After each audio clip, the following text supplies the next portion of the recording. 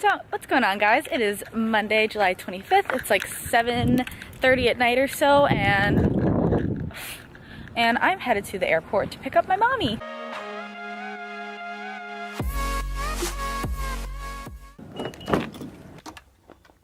The side effects that when I was exposed.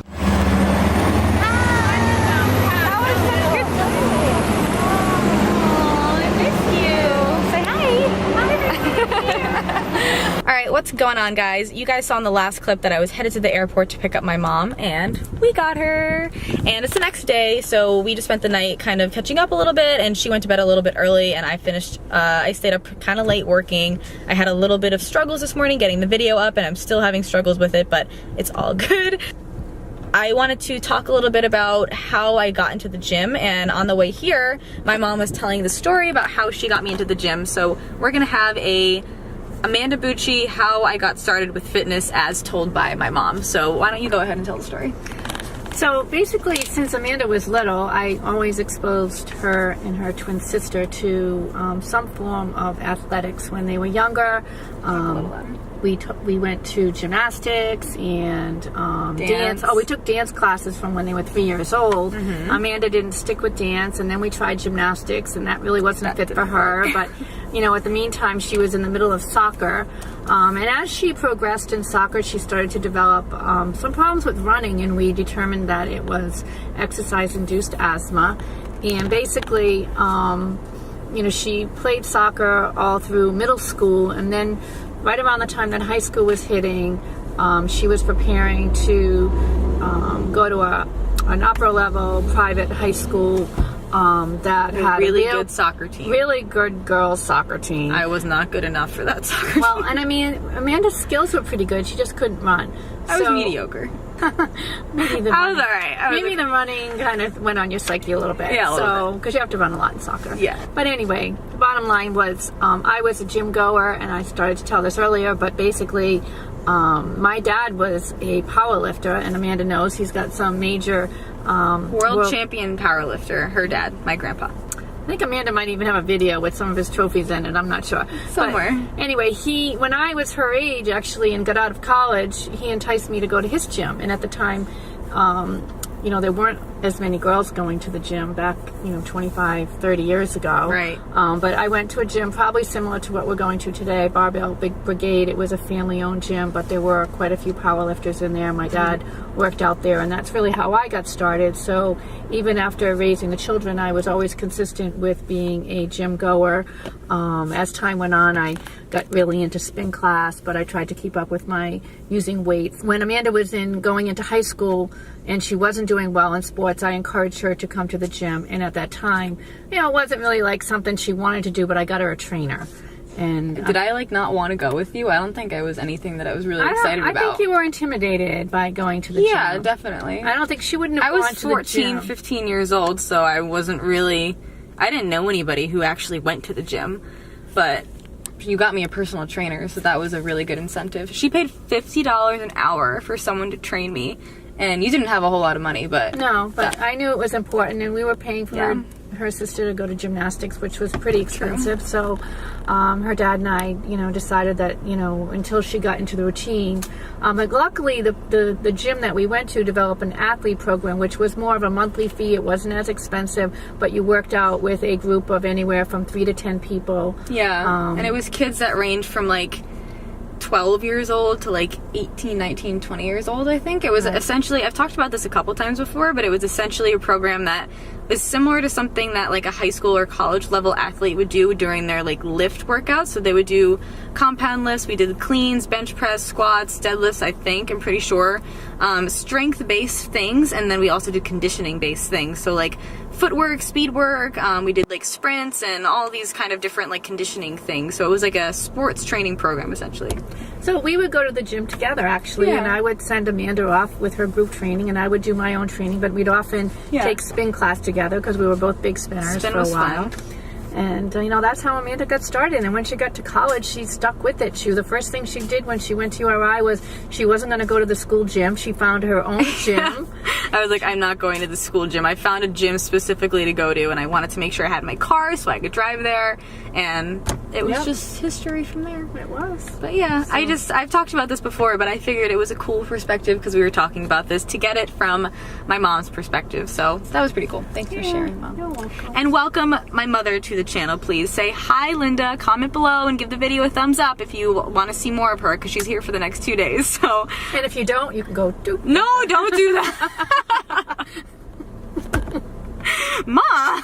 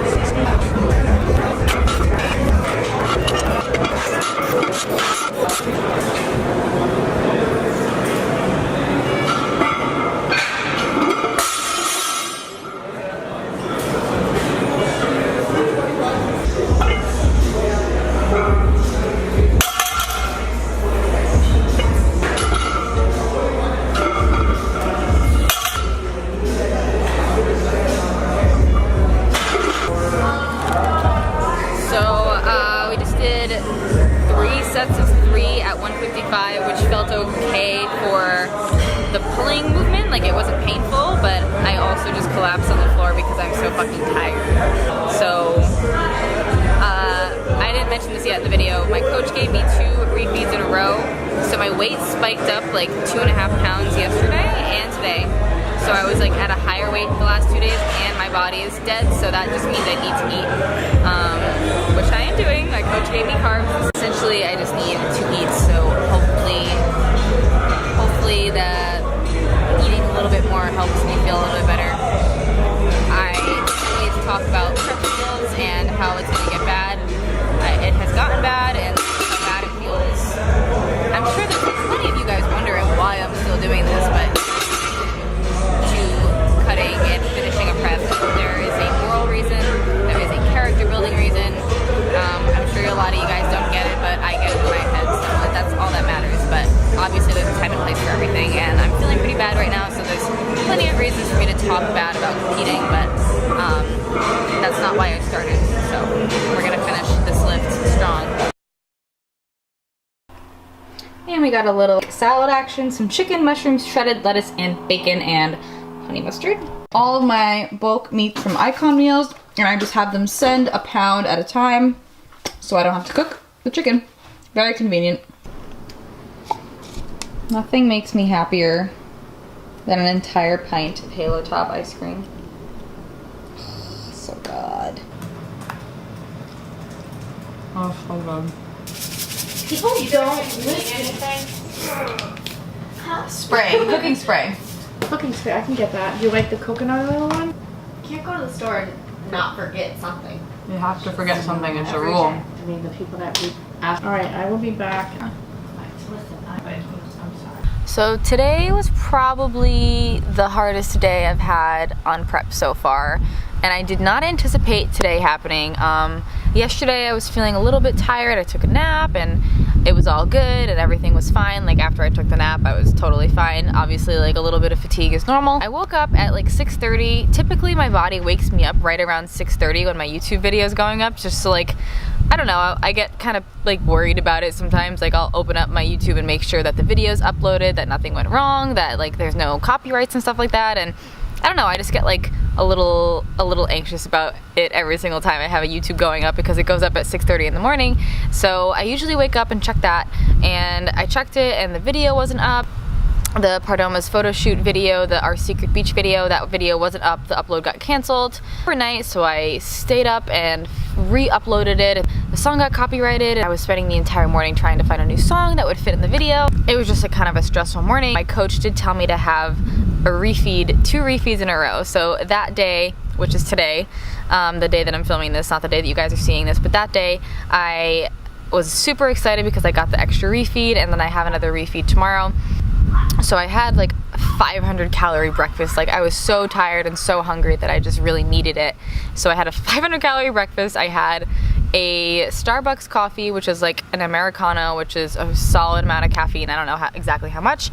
And then I was still like getting ready for the gym, like super slow moving. Like my brain was really foggy, and it was taking me a long time to get ready, and like my body was just still like not getting it. Like it wasn't connecting. It just wasn't. I don't know what it was, but like I literally was falling on the floor after my sets. Like after my deadlift sets, I was just sitting on the floor and I was just laying there, and I was like, why am I so tired? This is something that I haven't dealt with yet this prep. My body was just really feeling it, which is important that Will, my coach, knew that today was a day that I needed those 2 refeeds in a row. Like after that, I was just like, I'm sorry, we have to leave. My mom got a good workout anyway. I just like, I have to take a rest day today. Like I did a few sets of deadlifts and I was just like, nah, like I cannot finish this workout. Like my body's just telling me to stop. With that being said, that just had me analyzing like, why am I even competing? Is this really worth it? Is it worth it to put my body through this, to put my mind through this? Like my mom's here, she's visiting me, and I'm supposed to like be enjoying myself with her, and like I was just miserable. Like I cried on the way home. I had her drive and I was like crying. Like I broke down. Like I had like a mental breakdown. And she just kind of like let me cry, and like she knows me and she knows that I just needed to kind of calm down and relax. Sometimes I get super anxious about things like that, and it just made me kind of put things back into perspective and say there's so many other people in this world, there's so many other issues going on, that like me prepping is the last thing that's important right now. So it just really had me analyzing like, why am I competing? Why am I putting myself through this? When it gets down to this point, you guys are probably wondering like, why are you still torturing yourself? Like why are you eating such little calories? Like is it really worth it to get on stage and get a plastic trophy to do this to yourself? And it just reminded me that I'm not competing to get on the stage, and the placing, it doesn't matter to me. It has never mattered to me. But I'm competing to finish something that I started. I'm competing because I committed to this prep, and it's something that I personally know builds my character. Like today was one of the hardest days, and I had to get through it and I had to push through it, and it really had me like mentally analyze myself and like what I was going through, and it just really put my mind back into perspective and realized that there's a lot more to life than prepping. But I've committed to this and I'm giving it 100% no matter what. Just the fact that committing yourself to something and really doing what you have to do when you don't want to do it, when you don't feel like doing it, whatever that may be. It doesn't even have to be competing, just doing what you have to do when you don't feel like doing it. Going to study for that exam that's going to help you pass school so you can get the job that you want to get, but you hate that stupid class that has nothing to do with your major, and you're just like, why am I still in this class? But you have to pass that class in order to graduate. Anything that you don't want to do that's hard, that's difficult, that you don't feel like doing, pushing through that mentally, it really builds your character, and it just helps you stay determined and like passionate about what you're doing. And it just today really just reminded me like, I do love what I do, and I do love competing. I also know that competing isn't going to be something I do long term. There's a lot more other things that I can do while I'm not competing, but while I am competing, I can sit here and have these conversations with you guys, because if I didn't go through this today, this conversation and this like passionate in the moment where I'm talking to you guys about this wouldn't have happened. There's a lot of things that I can talk to you on camera about that would not have ever happened if I didn't go through all of this competition prep struggles. With that being said, I hope that me going through this struggle today and sharing it with you guys has helped inspire you to push through something that you've been dealing with that's difficult, and something that you might not want to do. And I hope that it inspires and motivates you to go out and do it and challenge yourself and be the best version of yourself. Thank you guys for letting me share. Appreciate every single one of you guys. Give the video a thumbs up on your way out if you enjoyed the talk, and I'll catch you guys in the next video.